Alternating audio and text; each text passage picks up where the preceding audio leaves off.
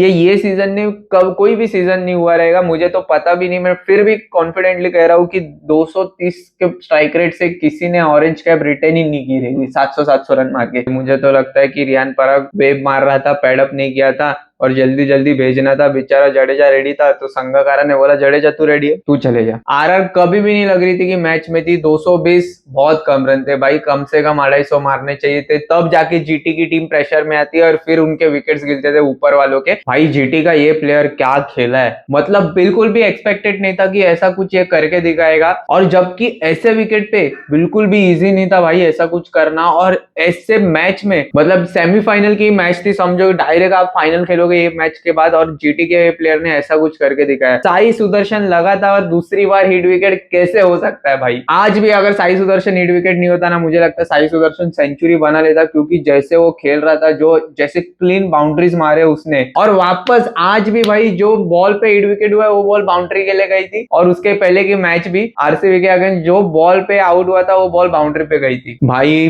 GT ने 167 run की partnership की है सेमीफाइनल के मैच में। आप बताओ, मुझे तो याद नहीं है कि लास्ट आईपीएल में या कहीं पे भी T20 में नॉकआउट मैच में इतनी बड़ी ओपनिंग पार्टनरशिप हुई हो। आरआर तो भाई गेम में ही नहीं लग रही थी। पहले इनिंग में भी आरआर ने अच्छी स्टार्ट की थी, all thanks to Vaibhav Suryavanshi. 15 साल के बच्चे ने भाई सेमीफाइनल तक ये टीम को कैरी किया और सेमीफाइनल में भी कैरी किया। वैभव सूर्यवंशी की अलग से बात करेंगे, बट भाई आरआर कभी भी नहीं लग रही थी कि मैच में थी। 220 बहुत कम रन थे भाई, कम से कम 250 मारने चाहिए थे, तब जाके जीटी की टीम प्रेशर में आती है और फिर उनके विकेट्स गिरते थे ऊपर वालों के। एंड जब ऊपर वालों के विकेट्स गिरते थे तो नीचे वाले कुछ नहीं कर पाते थे जीटी के, बट इन्होंने मारे ही कम। ये दर्शन शानाका ने कौन सी खुन्नस निकाली है आरआर वालों पे, 9 बॉल में 3 रन, जबकि भाई वो वैभव सूर्यवंशी 200 के स्ट्राइक रेट से खेल रहा है। नहीं, वो रविंद्र जडेजा ने 45 रन मार दिए, तभी स्टडी करना था, इसलिए चलो वो ठीक ठाक स्ट्राइक रेट से खेला, और अच्छा खेल सकता था। 128 का स्ट्राइक रेट एकदम, मतलब कंसिडरिंग कि आप भी जैसा T20 चल रहा है, 128 का स्ट्राइक रेट भाई बहुत ही ज्यादा कम है। रविंद्र जडेजा ने भी कुछ खास नहीं खेला, बट हाँ बोल सकते कि ठीक है चलो, तभी फटाफट से विकेट गिरे थे। दे वांटेड समवन जो स्टडी करे, तो रविंद्र जडेजा ने वो पार्ट किया। बट भाई उसके बाद दर्शन शानाका 9 बॉल में 3 रन। रियान पराग नहीं खेला, 6 बॉल खेला, 11 रन मार का आउट हो गया। भाई रियान पराग को खेलना ही था ये मैच में। फरेरा ने अच्छा खेला भाई, 11 बॉल में 38 रन, बट भाई नहीं, जडेजा को रन मारने ही थे, दर्शन शानाका को रन मारने थे, जो टाइम पे दर्शन शानाका बैटिंग करने के लिए आया था। 9 बॉल में 3 तो भाई बिल्कुल भी एक्सेप्टेड नहीं है, मतलब क्या ही है यार। तुम अगर नॉकआउट में ऐसा खेल रहे हो, 15 साल का लड़का देखो ऊपर का तगड़ा खेल रहा है, कुछ तो खेलो।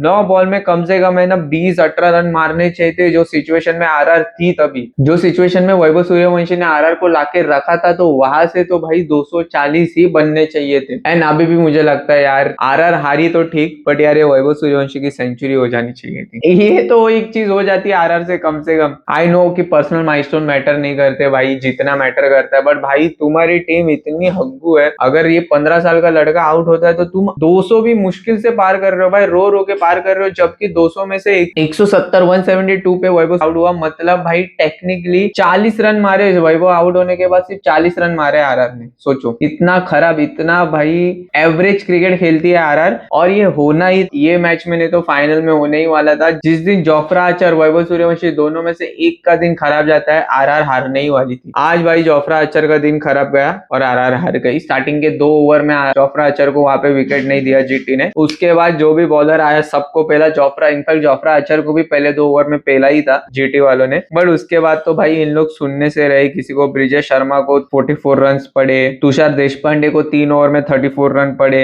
रविंद्र जडेजा को 28 रन मारे 2 ओवर में, यशराज पुंजा को 29 रन, सबको रन पड़ने ही थे, तो होना ही था आरआर से। और आज भी मैं बताता हूँ, आज भी आरआर 220 इसलिए पहुंची क्योंकि भाई वैभव सूर्यवंशी ने रन मारे। वैभव सूर्यवंशी मेक श्योर किया कि भाई वो खेल रहा है लंबे तक, वो जितने ओवर खेलेगा तब तक रन बनेंगे। मैं तो ये बोल रहा हूँ, सब सब साइड में रखो भाई, सब साइड में रखो। वैभव सूर्यवंशी की मैच्योरिटी देखो, 15 साल में उसको पता है जब तक मैं क्रीज पे हूँ आरआर के रन बनेंगे, मेरे टीम के रन बनेंगे, मेरे टीम के जीतने के चांसेस बहुत ज्यादा है जब तक मैं क्रीज पे हूँ। मतलब भाई ये बंदे को खुद के विकेट की वैल्यू देखो कितनी है, मतलब कितनी अच्छी तरीके से गेम रीड कर पा रहा है 15 साल की उम्र में। भाई अपन स्पेलिंग की वजह से बुक रीड नहीं कर पाते थे, मुझे कोई बोलता था पैराग्राफ रीड करने के लिए, मैं वो रीड नहीं कर पाता था, स्पेलिंग की वजह से मैं आज भी रीड नहीं कर पाता हूँ। 30 साल हो गया मुझे, पर 15 साल का बच्चा क्या गेम रीड कर रहा है भाई। 17 ओवर में 172 थे आरआर, यहाँ पे भी कम थे, it is because of Ravindra Jadeja. भाई रविंद्र जडेजा फर्स्ट टाइम में देखा पावर प्ले में बैटिंग करने आया, मुझे लगता नहीं रविंद्र जडेजा अंडर 19 का वर्ल्ड कप खेला था तब से लेके अब तक कभी वो पावर प्ले में बैटिंग करने आया होगा। बट रियान पराग क्यों नहीं बैटिंग करने आया भाई पावर प्ले में, रविंद्र जडेजा क्यों आया?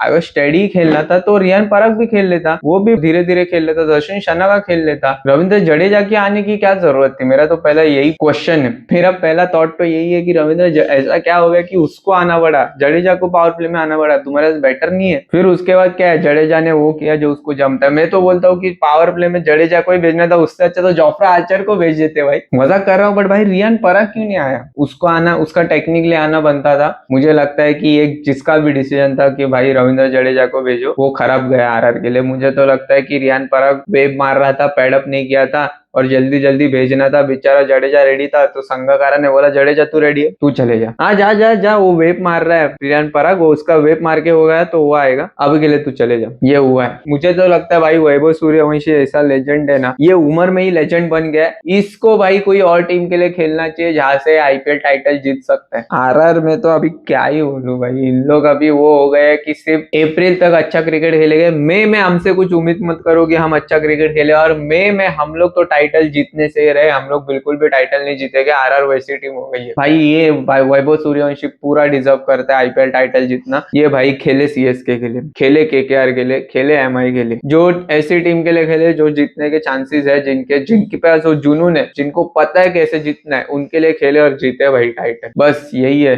मैं चाहता था भाई आरआर टाइटल नहीं तो फाइनल तो खेले, एक वैभव सूर्यवंशी की वजह से और जोफ्रा आर्चर की वजह से, और समवट मुझे लगता है कि ध्रुव जुरल की वजह से। नहीं तो ऊपर से लेके नीचे तक कोई भी भाई इन लोग में कुछ है ही नहीं। जडेजा ने पहले एक मैच जिताया, उसके बाद भाई वो इंजरी से भी बीच में कुछ मैचेस खेला नहीं, और जब जब जरूरत थी तभी तभी उसने जडेजा ने कुछ खास करके नहीं दिया आरआर को। रियान पराग क्या ही बोले, यशस्वी जायसवाल भाई आज की मैच में भी जायसवाल 2 बॉल 1 रन। फिलहाल जायसवाल की बैटिंग उसके सिंगिंग से खराब है, सोचो इतनी खराब बैटिंग कर रहा है जायसवाल। कोई भी नहीं, सिर्फ 3 बंदों के बदौलत आरआर यहाँ तक पहुंची थी। अगर आपको पता है वो 3 बंदे कौन है तो कमेंट करके बताओ। एंड अगर चैनल को सब्सक्राइब नहीं किया तो भाई सब्सक्राइब कर दो यार, इतना मेहनत करता हूं मैं। आई नो प्रोडक्शन क्वालिटी थोड़ी डाउन है, इंप्रूव करेंगे, धीरे धीरे इंप्रूव करेंगे। और अगर आपने मेरे वो 2 रील्स नहीं देखे, फनी रील जो मैंने कल डाले थे, तो वो भी जाके चेकआउट कीजिए भाई। कल नहीं परसों डाले थे, क्योंकि ये वीडियो कल आने वाला है। अभी भाई जीटी की बात कर लेते हैं। जीटी का भी सेम फंडा है भाई, ऊपर के 3 बैटर खेल रहे हैं, जिसकी बदौलत भाई इन लोग इतना तोड़ खेल पा रहे हैं। जो भी है इन लोग फाइनल में है भाई। ये फर्स्ट टाइम हुआ है आईपीएल में 2 प्लेयर एक ही टीम के जिन्होंने 700 से ऊपर रन मारे हैं। शुभमन गिल, साई सुदर्शन दोनों ने भाई 700 मारे। शुभमन गिल ने 722 रन मारे, साई सुदर्शन ने 710 रन मारे, और दोनों का भी स्ट्राइक रेट भाई, एक का 163 एक का 159 है। इसके ऊपर का नाम देखो, वैभव सूर्यवंशी 776 रन भाई, ऑरेंज कैप लेके खड़ा है, 48 का एवरेज है, 237 का स्ट्राइक रेट है भाई, 200 के ऊपर का स्ट्राइक रेट है, highest run scorer of the IPL. 776 run भाई, मुझे कभी नहीं हुआ रहेगा ये सीजन नहीं, कब कोई भी सीजन नहीं हुआ रहेगा, मुझे तो पता भी नहीं। मैं फिर भी कॉन्फिडेंटली कह रहा हूँ कि 230 के स्ट्राइक रेट से किसी ने ऑरेंज कैप रिटेन ही नहीं की रहेगी 700 रन मार के। अगर की है तो कमेंट करके बताओ, बट मुझे नहीं लगता भाई ये पास्ट में हुआ रहेगा। अभी तो मेरी यही दुआ है कि ये साल के ऑरेंज कैप वैभव सूर्यवंशी के पास ही रहे भाई। शुभमन गिल, साई सुदर्शन कोई भी परफॉर्म ना करे फाइनल में, मैं तो यही चाहता हूँ। और एनीवेज मैं तो आरसीबी को सपोर्ट करता हूँ, मैं तो चाहता ही हूँ कि आरसीबी जीते।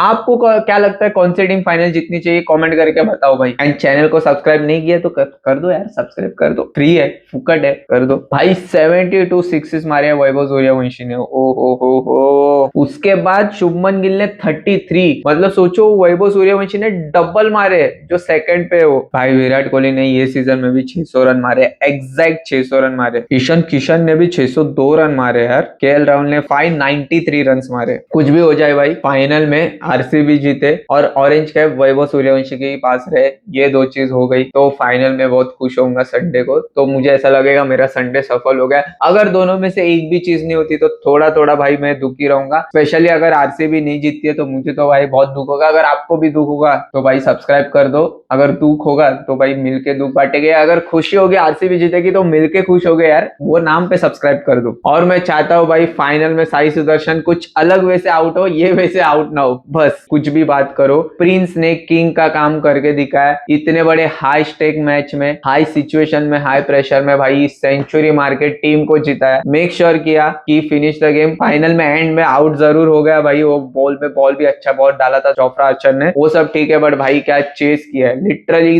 किंग जैसा चेस किया है। बिल्कुल भी नहीं लगा कि शुभमन गिल अंडर प्रेशर है, कि हार्ड हिटिंग कर रहा है, स्लॉगिंग कर रहा है, आउट हो जाएगा, या फिर किसी ने कैच छोड़ी इसकी वजह से ये सेंचुरी मारी। नहीं भाई, सब भाई क्रिकेटिंग शॉट मारे, गैप्स ढूंढ रहा था, जितने भी सिक्सेस मारे क्लीन हिट किए, स्पेशली बाउंड्रीज 15 बाउंड्रीज मारी और सब क्लीन मारी है भाई, सब क्लीन मारी है। 104 में से 80 रन तो भाई बाउंड्रीज से है, सोचो। और एनीवेज और एक चीज है जिस पे बात करनी है भाई, हार्दिक पांड्या अपनी टीम एमआई की टीम, एमआई मेरी फर्स्ट टीम है, आरसीबी मेरी सेकंड टीम है। अगर आपकी भी एमआई फर्स्ट टीम है तो भाई सब्सक्राइब करो, कमेंट करो, लाइक करो यार वीडियो को। बाय द वे न्यूज पे आ जाते हैं, कह रहे कि हार्दिक पांड्या को एज अ कैप्टन निकाल रही है एमआई मैनेजमेंट, और हार्दिक पांड्या में मिड सीजन ये डिस्कशन हुआ था कि हार्दिक पांड्या को एमआई का कैप्टन नहीं रहना है, बट ऐसा भी बोल रहे हैं कि हार्दिक पांड्या ये भी बोल रहा है कि मुझे एमआई में ही नहीं रहना है। तो बहुत अभी है ना, इंटरनेट पे कुछ भी चल रहा है, कुछ भी अब तक ऑफिशियल नहीं है, बट भाई बहुत बड़े बड़े न्यूज चैनल से ये न्यूज आई है, तो ऐसा लग रहा है कि जो भी हो रहा है उसमें कुछ ना कुछ रियलिटी तो है। एमआई मैनेजमेंट सेटिस्फाई नहीं है हार्दिक पांड्या के कैप्टनसी से, एंड एमआई मैनेजमेंट बहुत ज्यादा डेटा पे रिलाई करते हैं। तो क्या हो रहा था कि इन लोग है ना डेटा भेज रहे थे कैप्टन को कि भाई ये मैचअप है, इसको ओवर देना, इसके सामने ऐसा ऐसा, ये बॉलर को ये